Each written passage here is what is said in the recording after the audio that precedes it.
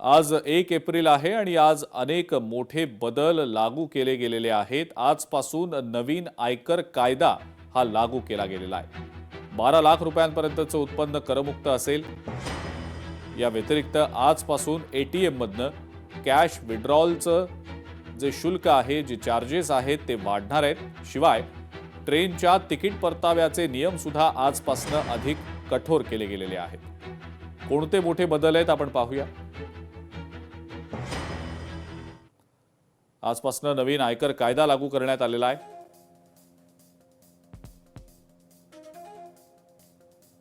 बारा लाख रुपयांपर्यंतचं उत्पन्न करमुक्त असेल। पॅन कार्ड मिळवण्याचे नियम सुद्धा आता आणखी कठोर होत आहेत।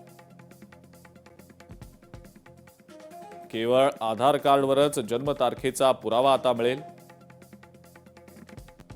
आजपासून एटीएम मधनं पैसे काढण्याचं शुल्क देखील वाढणार आहे। डेबिट कार्डसाठी दररोज पैसे काढण्याची मर्यादा कमी करण्यात आलेली आहे। ट्रेनच्या तिकीट परताव्याचे नियम सुद्धा आजपासून अधिक कठोर असतील। 8 तास आधी तिकीट रद्द केलं तर परतावा आता मिळणार नाही।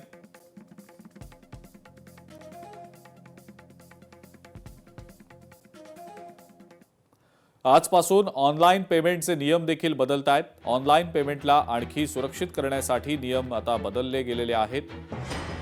रिझर्व्ह बँक ऑफ इंडियानं नवे नियम लागू केले। आता ओटीपीच्या आधारावर पेमेंट्स होणार नाहीयेत, तर युजरला 2 वे व्हेरिफिकेशननं आपली ओळख व्हेरीफाय करावी लागणार आहे।